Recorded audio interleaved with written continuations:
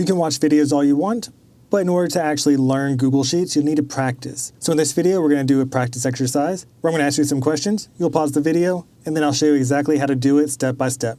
And this video is going to be geared more towards kind of the beginner basics portion. So if you're looking for something a little bit more intermediate or advanced, check out my folder that's linked in the description. And depending on when you're seeing this video, there'll probably be some more intermediate or advanced practice sessions as well, because I'm going to start integrating this type of video into my regular cadence. If you haven't seen Beginner Practice 1, make sure to check that out.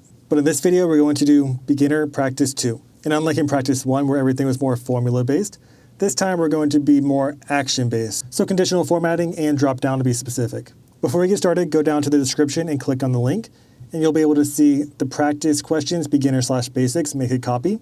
And in order to have an editable copy, you need to create a copy of this, not request access. You won't have access to it. It's a view-only copy. So you can do that in one of two ways. One, you can go to the right and click on More Action, and then click Make a Copy. Or you can double-click into it and go to File, Make a Copy, and then rename it whatever you want. Or if you did the Beginner Practice 1, it will also be there on Beginner Practice 2. Perfect. So we're going to go to the Beginner Practice 2 spreadsheet, and let's dive in. And this one's going to work a little bit different. This is more action-related items, and a lot of it will have to do with conditional formatting. Conditional formatting is a great way to highlight different areas of your data set that you want to draw people's attention to. So we're going to use the same exact data set. The only difference is now the table is named Beginner Practice 2 instead of Beginner Practice 1, but all in all, it's the same thing. So the first thing we want to do is we want to highlight all small business accounts in the color orange with a white font. So go ahead and pause and give it a try, and we'll have the answer in 5, 4, 3, 2, 1. So since we want to highlight just small business, I'm going to select all of column D, go to Format, Conditional Formatting, and then where it says Format Cells If, we're going to select Text is Exactly, then in the value, we're going to put Small Business. Perfect, so now it's only going to highlight small business, and then we want it to be in orange. So with this fill color, I'll change it to orange. And then we want white font, so with the text color, I'll change that to white. And once I hit done, we have all small businesses highlighted in orange with white. We'll go down to the next one. So highlight dark blue with white fonts, all close dates that fall between October 15th, 2025 and November 12th, 2025. So what we're going to do is we're going to select all of column C, and we can go to conditional formatting. If you already have conditional formatting up, you can select add another rule, and then we'll do the same exact thing. And this time with format cells if, we'll drop down, and we're going to say is between. And I have this in US format, so it's month, day, year. If you want to switch it to be in your location to make it day, month, year, feel free to. But we're going to say October, which is month 10, 15th/2025. And then we're going to have November 12th, 2025. So you can see right here, we don't have that many that fall into that range. If we were to change this to December 12th, for example, a few more will pop up, but we only have 2 that fall into that range. We want this to be a dark blue, so I'll put this dark blue and I'll make it white. Hit done, and now we have exactly what we're looking for. Now next, we want to highlight in red text any companies that have DD in the name, and that's just part of the company name. So 2 letters, D, D. Go ahead and pause this video and give it a try. And we'll get the answer in 5, 4, 3, 2, 1. All right, so we want to highlight the company name where there's DD. So we'll select column B, go to add another rule or bring up format conditional formatting. Where it says format cells if, we'll use a drop down to select text contains, and we'll put DD.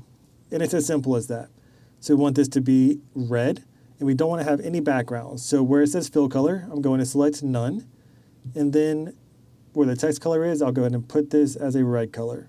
So now everything that has 2 Ds back to back inside of the company name will be red text. And if it doesn't, it'll be formatted just like normal. Next, I want to highlight in yellow all amounts that are above 5,000.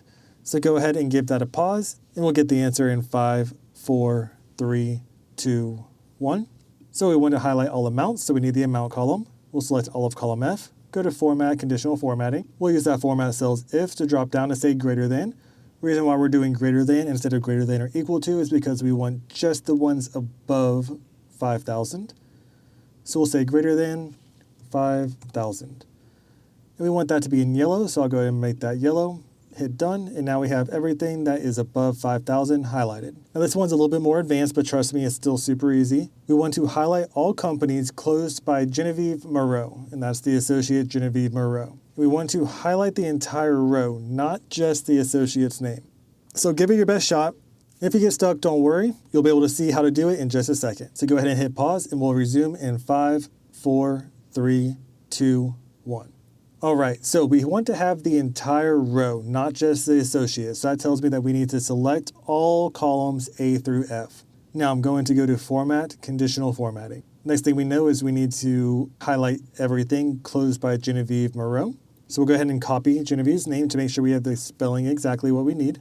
And then we'll select all those columns again, go to Add Another Rule, and then do Format Cells If. We're going to go all the way down to Custom Formula Is. And we're going to type in equals A1 equals, inside quotes, paste that name. Now, a few things with this. One is A1. The reason why we're doing A1 is because that's where we're starting with, and that's where the associate is. If associate was in column B instead, we would still need the 1 because that's where it's going to align with our range. But we would have B1 instead. So the column doesn't matter as much when it comes to matching up here. But the 1 in the 1 has to match, otherwise things will be offset. If I were to put a 2, for example, instead of Genevieve Moreau being highlighted, 1 above Genevieve would be highlighted instead. So that's why it's super important to make sure that the rows match from where you're starting with what you're referencing. Other than that, wherever you have the column, that's just wherever the associate is on this list. Cool, so that's number 1. Number 2, we only have Genevieve Moreau highlighted. And that's because with conditional formatting, it's searching every single cell in the range. And it starts from the top left and goes to the bottom right. Whenever it hits its first true, it's going to stop executing that conditional formatting for the rest of the columns. So all we have to do to make this apply to the entire row is to put a $sign in front of the column. And if you remember from conditional formatting, that makes it an absolute reference. So that way it's saying that if in column A, it's equal to Genevieve Moreau, then I want the entire row, A through F, to be applied this formatting. So now it's going to apply that formatting to every column in the row for all rows where column A is equal to Genevieve Moreau. I did not say what to highlight it, so let's go ahead and make it purple and let's make it white.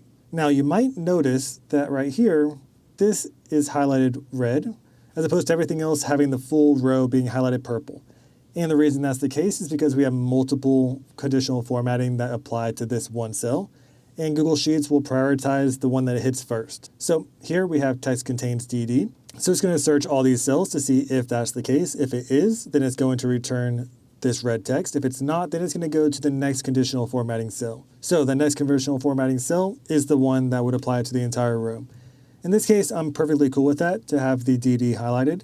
If you didn't want that to be the case, you can simply click on the lines to the left and drag it up. And now that the custom formula is first, it's going to be purple just like all the other ones, instead of having the red text because of the two Ds being present in the company. All right, and the last thing we want to do is in any blank cell, create a drop down of all regions. So what we want to do is we want to have every single region right here in drop down form. So I'll put this in column H1, and there's multiple ways to create a drop down. Whichever way you choose is up to you. Now before we pause, make sure to hit that subscribe button if you want more of these videos. And make sure you let me know in the comment that you enjoyed the practice, as well as let me know if there's any features or formulas or anything like that that you want me to cover in the next version. So go ahead and pause this, give it a try, and we'll come back in 5, 4, 3, 2, 1. So the easiest way, in my opinion, to create a dropdown is to simply go to Insert, Dropdown, and then you can add all the different data right there. But if you don't want to do that, you can also go to Data, Data Validation, Add Rule, and then you have drop down or drop down from a range right here. Or you can type in @dropdown, and you can select the drop downs right there. You have preset drop downs if you want to go ahead and use one of those. Or you can click New Dropdown, and it all brings you to the same place. So you can use Insert, @dropdown, or Data Validation. Now there's two ways to create a dropdown. One, you can insert each option manually. So for example, if I was going to do this, I would say North, I would say South, East, West, and then let's give it some color. So we'll say black, red, green, blue, and then hit done. And when we have that, we have a drop down of north, south, east, and west. In my opinion, this isn't necessarily the best way. And the reason for that is because you'd have to know exactly which regions are there. So if one was northwest, northeast, and there's a whole bunch of different ones that you may not know, there's an easier way. So instead of having drop down, I'm going to select drop down from a range, click the 4 little boxes, click into the data range, and now I'm going to select all of the options. And if you want to anticipate future data, you can always go to the end of the column by just deleting the rows to go all the way through the end of column E, and hit OK. And the order of the dropdown is going to depend on the order that this is found in. So we have north, west, south, east, and that's why it's northwest, southeast. If east was first, then east would be top. So it really depends on what order it's here. There are ways to make alphabetical order with more advanced formulas, but for now, we're sticking with this. Just like last time, we can give it some colors. We'll say black, blue. I don't know what I did last time, but we'll just put these and hit done.